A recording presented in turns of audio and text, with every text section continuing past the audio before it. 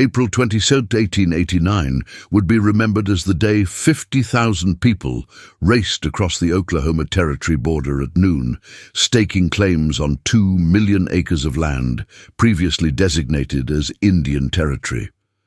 Daniel Morrison had positioned himself carefully, his horse trembling with anticipation as he waited for the gunshot that would signal the start. At 35, Daniel was starting over after losing his family's Missouri farm to bank foreclosure, carrying nothing but determination and the legal right to claim 160 acres if he could reach unclaimed land first. The shot rang out and chaos erupted. Horses thundered across the prairie in a cloud of dust and desperate ambition. Daniel rode hard, his eyes fixed on a distant rise he'd scouted from the border, praying no one would reach it first.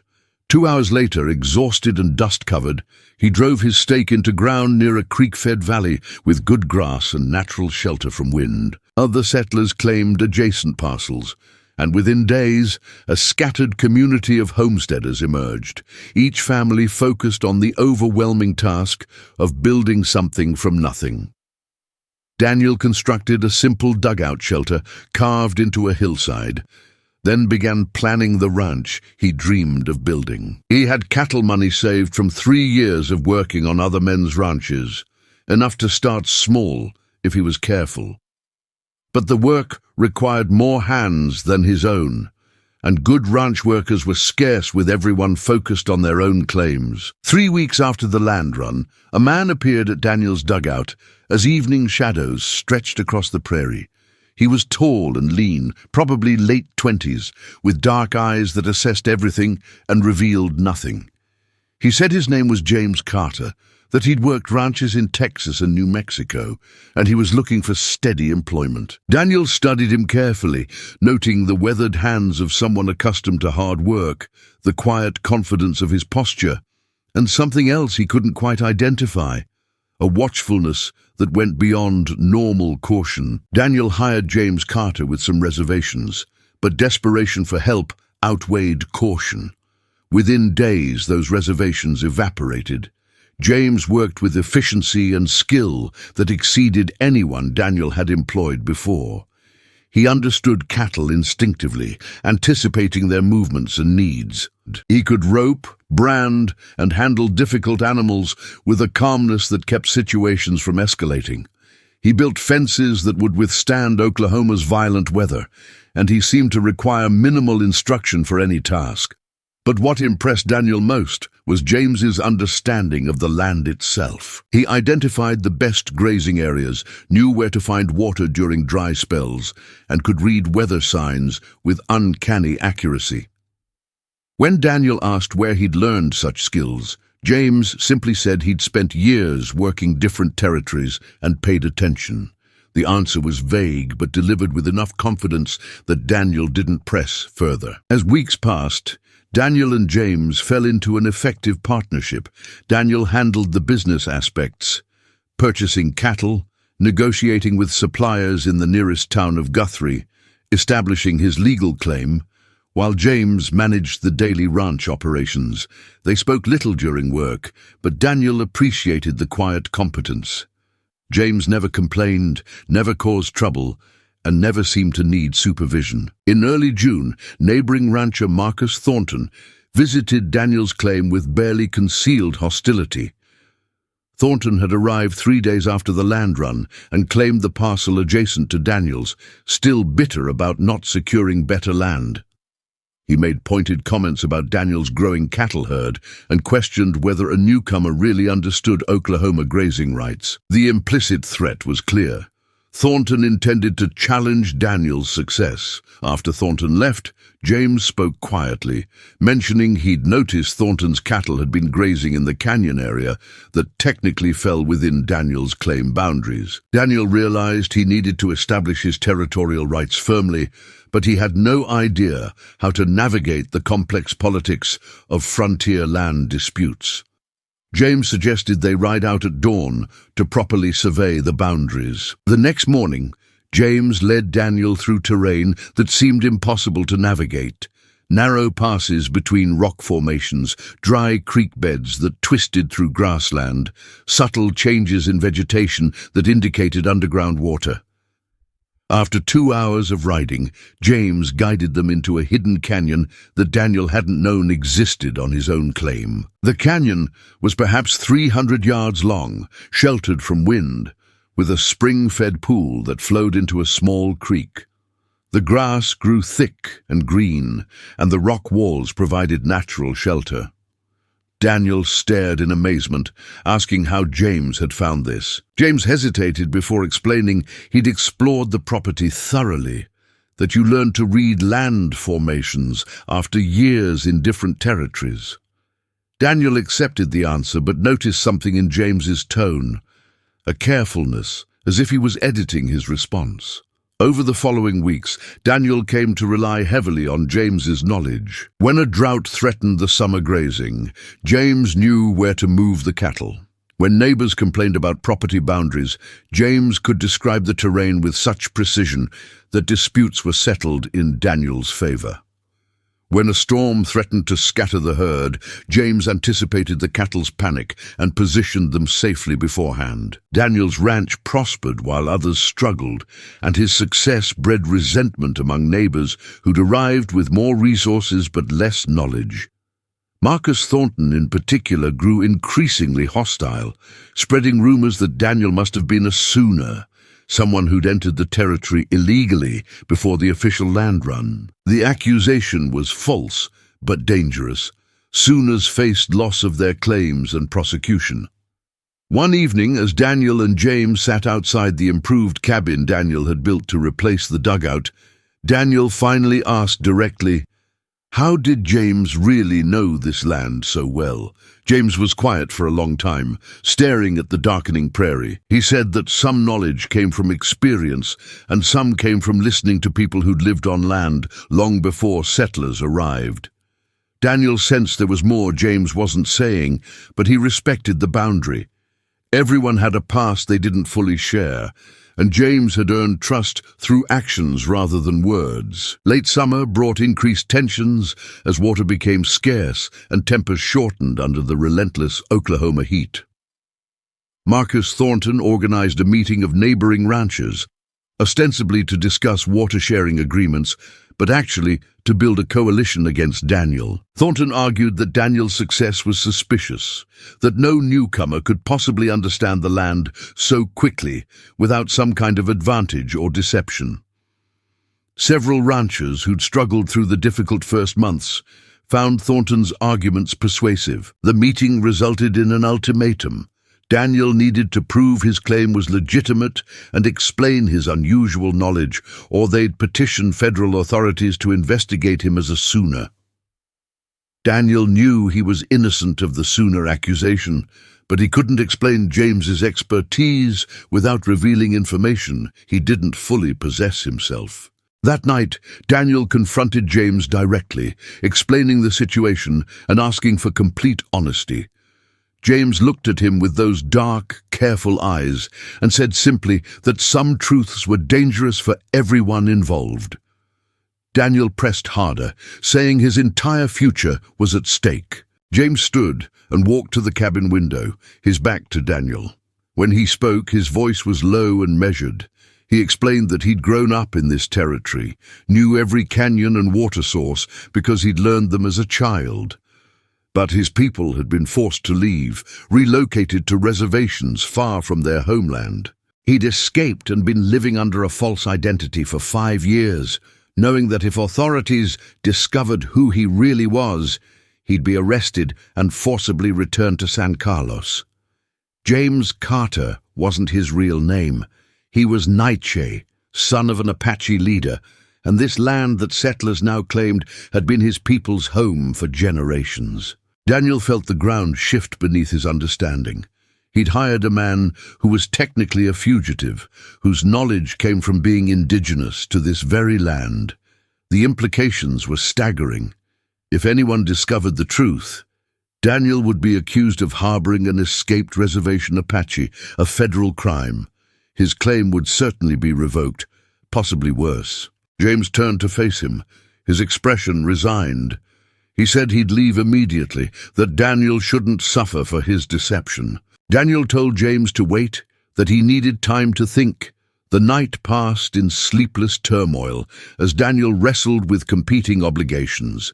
James had saved his ranch through knowledge that came from being indigenous to this land. That same knowledge now threatened to destroy everything Daniel had built. The law was clear. Harboring someone who'd escaped reservation confinement was a federal crime. The government's policy was to keep all Apache on designated reservations, enforced by military authority. But Daniel had seen the conditions on reservations during his travels. Overcrowded, undersupplied, people dying from disease and malnutrition while politicians debated their fate. He'd heard stories of Apache being forcibly marched hundreds of miles from their homelands to barren territory they'd never seen before. By morning, Daniel had reached a decision. He found James preparing to saddle his horse, belongings already packed. Daniel told him to stop, that he wasn't leaving. James looked at him with surprise and caution. Daniel explained that what James had done, using his knowledge to help both of them survive, wasn't criminal, it was human. The laws forcing people from their homeland and criminalizing their very existence were the real wrong. Daniel said he wouldn't expose James's identity, wouldn't force him to leave, and wouldn't let neighbors' suspicions drive them apart. James asked quietly what would happen when people discovered the truth, because eventually someone would. Daniel admitted he didn't know, but he'd face that problem when it came. Right now, the right thing was clear. Loyalty to someone who'd proven trustworthy mattered more than fear of consequences. James was silent for a long moment before speaking words in his native language, then translating. His father had always said that honor existed in actions, not in following unjust laws. He thanked Daniel, and the two men returned to work, their partnership now grounded in full understanding and mutual risk. But the reprieve was temporary. Marcus Thornton hadn't abandoned his campaign to discredit Daniel. He'd begun asking questions in Guthrie, researching Daniel's background and investigating his ranch hand. Within weeks, Thornton would discover inconsistencies in James Carter's history, gaps that would lead to deeper investigation. Marcus Thornton's persistence paid off when he discovered that no James Carter had registered for the Texas cattle drives during the years this James claimed to have worked them. He brought this information to Sheriff William Hayes in Guthrie, along with his suspicions about Daniel's unusual knowledge of the territory. Sheriff Hayes was a practical man trying to maintain order in a lawless territory. He'd dealt with plenty of identity deceptions, people fleeing debts, criminal pasts, or failed marriages. But the mention of possible Apache connection caught his attention immediately. Federal authorities had recently increased pressure on local law enforcement to report any native peoples found off reservations. Hayes rode out to Daniel's ranch on a scorching August afternoon. He was polite but direct, asking to speak with James Carter. Daniel felt his stomach clench but maintained calm, calling James from the horse corral. The sheriff asked James routine questions about his background, where he'd worked, who he'd worked for, family origins. James answered carefully, sticking to his fabricated history. Hayes listened with the expression of someone who'd heard too many lies to be easily fooled. The sheriff said he'd be filing a report with federal authorities, standard procedure for verifying ranch employees in the territory. James would need to appear in Guthrie within the week for official documentation. After Hayes left, James told Daniel this was the end. Federal documentation would expose his false identity within days. He needed to leave the territory immediately, head west toward New Mexico or south into Texas. Daniel argued they could find a way through this, but James explained the reality. Once federal authorities started investigating, they wouldn't stop until they had answers. And when they discovered he was Apache, they'd arrest him, prosecute Daniel for harboring a fugitive, and revoke Daniel's land claim as punishment. Daniel would lose everything he'd worked for because he'd chosen to protect someone the government considered a criminal simply for existing outside designated boundaries. James said he wouldn't let that happen. He'd leave tonight, and if questioned, Daniel could honestly say his employee had disappeared, presumably fleeing because he had something to hide. Daniel could claim ignorance, save his ranch, start over with a different worker.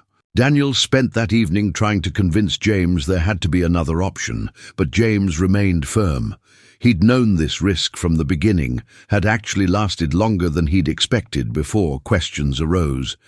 He was grateful for the months of honest work and fair treatment, but the time had come to move on. As darkness fell and James prepared to ride out, Daniel made a decision that surprised them both.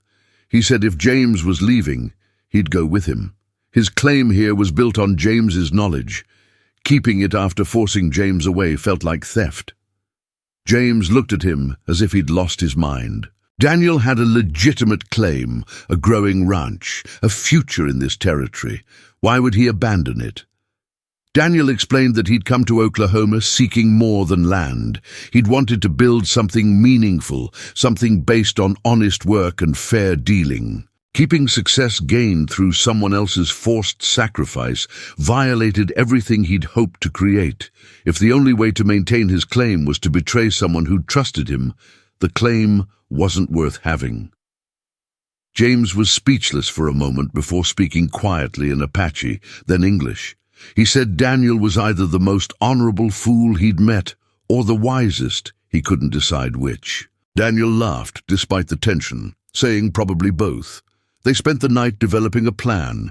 They'd ride to New Mexico, where federal authority was less stringent, and Apache people had some communities where James might find safety.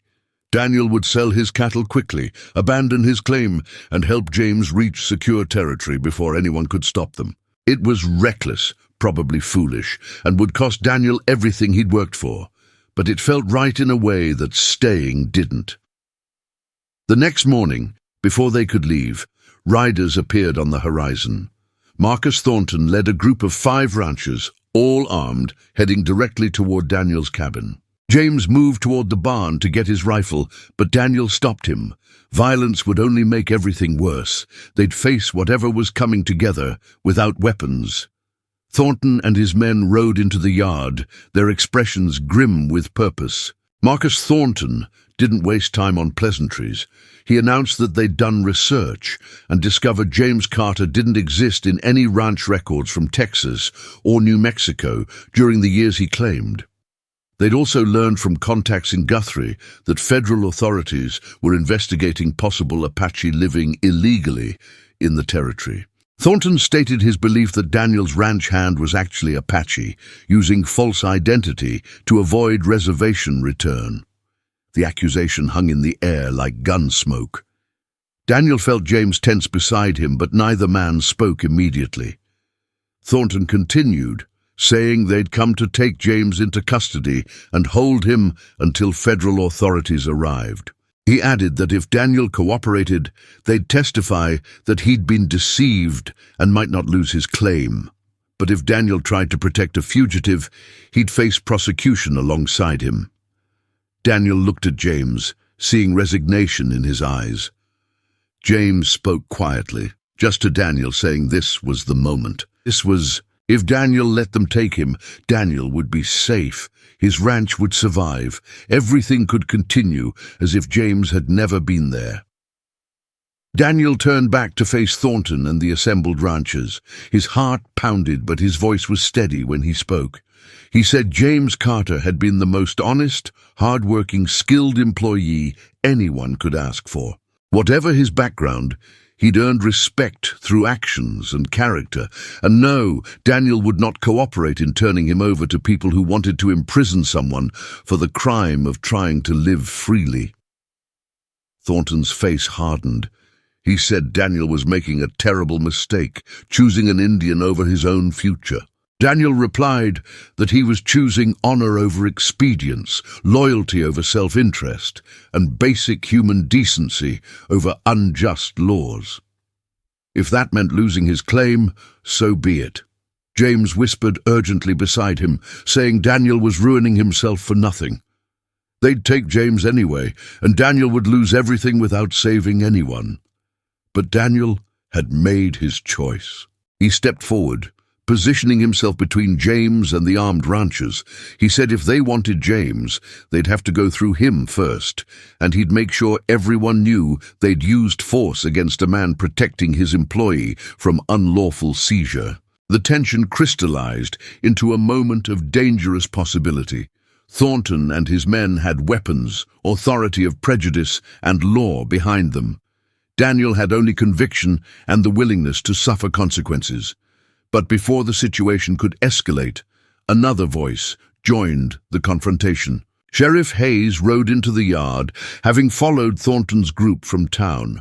He announced that if there was going to be an arrest, it would be done by legal authority, not vigilante ranchers.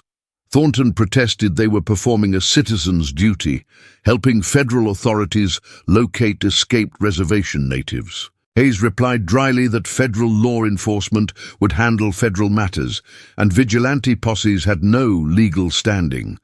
The ranchers could leave now or face charges for attempted kidnapping. Thornton argued that James was clearly Apache living under false identity. Hayes acknowledged that might be true, but it would be determined through proper legal process. He ordered Thornton and his men to leave Daniel's property immediately. After the ranchers departed reluctantly, Hayes turned to Daniel and James. He said he respected what Daniel was trying to do, protecting someone who'd worked honestly, but Hayes had a job to do, and federal authorities would arrive within days to investigate. He couldn't protect them from that. Daniel asked what Hayes would do if someone had grown up in this territory, been forced from their homeland, and simply wanted to live peacefully. Hayes was quiet before responding that he'd been a soldier during the Indian Wars, had seen things that still troubled his sleep. He'd followed orders because that was his duty, but he'd also seen injustice done in the name of policy. He said that legally he should arrest James immediately, but the federal agents weren't arriving until next week, and it would take at least that long to process paperwork from today's incident. If someone were to leave the territory during that time, Hayes couldn't arrest someone who wasn't there. The implicit message was clear. He was giving them time to run. James spoke then, his voice firm. He said he appreciated the opportunity, but he was tired of running, tired of hiding who he was, tired of living under a false name. He'd done nothing wrong except be born Apache and refused to accept imprisonment in a reservation. James continued, addressing both Daniel and Hayes. He explained that his real name was Nietzsche, that he'd grown up in this territory before his people were forced onto reservations, that he'd escaped San Carlos 5 years ago because staying meant watching his family die slowly from disease and starvation. He'd hidden his identity to survive, but the cost of constant deception had worn him down. He was tired of pretending to be someone else, tired of denying his heritage. If the choice was between running forever or standing openly as who he was, he'd choose honesty, even if it meant imprisonment. Daniel felt his chest tighten, listening to James speak. This was the moment the title described. James had begged him to stay quiet, saying revelation would ruin him, but James himself was now choosing truth over safety, dignity over survival. Daniel realized that supporting James meant more than just not betraying him. It meant standing publicly with him, facing consequences together, making it impossible for authorities to separate guilt. Sheriff Hayes looked between them, clearly conflicted. He said he understood their positions, respected their courage, but needed them to understand the reality. Federal policy on reservation enforcement was harsh and getting harsher. If James refused to return voluntarily, he'd be forcibly taken. If Daniel continued protecting him, he'd face federal charges for harboring a fugitive. Both would suffer, and neither would win. Daniel asked Hayes what he thought justice actually required in this situation. Hayes took a long breath before admitting that policy and justice didn't always align, but he enforced the law as written, not as he wished it was. James said that was everyone's excuse, just following orders, just doing their job. But individual choices made collective policies possible. If people with authority started refusing to enforce unjust laws, those laws would lose power. Hayes looked uncomfortable, but didn't argue. He said he'd give them until tomorrow morning to make final decisions. Then he'd have to file his report. After Hayes left, Daniel and James sat on the porch, watching the sun set over the Oklahoma prairie. Daniel said he'd meant what he told Thornton. He wouldn't betray James's trust. James replied quietly that Daniel had already done more than anyone had a right to ask, that he should protect himself now. That night, Daniel made a decision that defied all practical wisdom. The next morning, instead of helping James escape or trying to hide, Daniel rode into Guthrie with James beside him. They went directly to the newspaper office, where Daniel asked to speak with the editor. Martin Wheeler had been documenting the Oklahoma land rush with journalists' curiosity, always seeking stories that revealed the human dimension of territorial transformation. Daniel told him he had a story about justice, identity, and the cost of claiming land that had belonged to others first. Over the next hour, Daniel explained everything. How James was actually Naichu, Apache who'd grown up in this territory before forced relocation. How his knowledge of the land came from being indigenous to it. How he'd helped Daniel build a successful ranch using expertise that was rightfully his. Daniel described the impossible choice: betray someone who'd worked honestly or face ruin for protecting him. He explained his decision to choose truth, loyalty, and basic decency over self-preservation. James added his own perspective, describing life on San Carlos Reservation, the choice between slow death and escape, the years of hiding his identity to simply survive. He acknowledged breaking federal law by leaving the reservation, but questioned whether laws that imprisoned people in inadequate conditions were legitimate. Wheeler listened intently, taking notes. When they finished, he said their story would make powerful news, but would also make them targets. Federal authorities would come for them immediately once the article published. Daniel said he understood, but he'd rather face consequences honestly than prosper through betrayal. The article appeared in the Guthrie newspaper 3 days later, under the headline, "The Apache Who Built a Ranch, One Man's Choice Between Profit and Honor." It detailed Daniel's success, James's identity, and Daniel's refusal to betray his employee despite threats to his claim.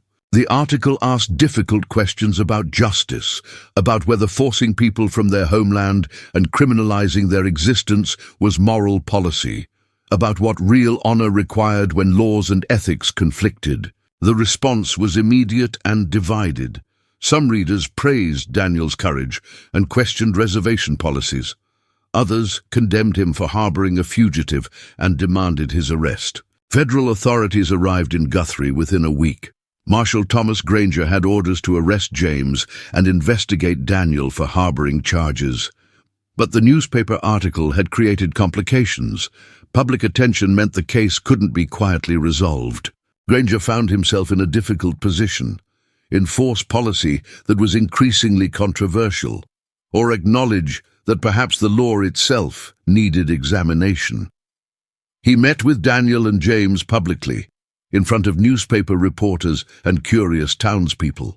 Granger stated clearly that James had violated federal law by leaving the reservation, and Daniel had violated law by knowingly protecting him. Both faced prosecution. But Granger also acknowledged, with obvious discomfort, that the article had raised questions about whether current policies served justice or simply enforced control. He said he'd file his report with federal authorities and recommend both men face trial, but he'd also note the unusual circumstances and public response. What happened next would be determined by officials above his authority. In the following months, Daniel lost his land claim as expected. Federal authorities ruled that his success had been built on illegal consultation with someone who shouldn't have been in the territory. His cattle were sold, his improvements forfeited. James was taken into federal custody, though not returned to San Carlos immediately given the public attention. Daniel faced charges for harboring, though prosecution was delayed pending policy review. But something unexpected happened as their story spread. Other newspapers picked up the article, discussing the moral dimensions of reservation policy. Some members of Congress questioned whether forcing people onto reservations and criminalizing their departure was sustainable or just. Reform advocates used Daniel and James's story as an example of policy failures. By winter, both men had gained unlikely support from humanitarian organizations and reform politicians. James was eventually released from custody with restrictions, but not forced back to San Carlos. Daniel's charges were quietly dropped, though his land claim was never restored. They left Oklahoma together, traveling to New Mexico, where they established a small ranch in territory with less federal scrutiny. Daniel never regretted his choice. He'd lost his claim, but kept his integrity. He'd chosen truth when staying silent would have been easier. Sometimes honor cost everything practical, but paid in ways that mattered more than land or money.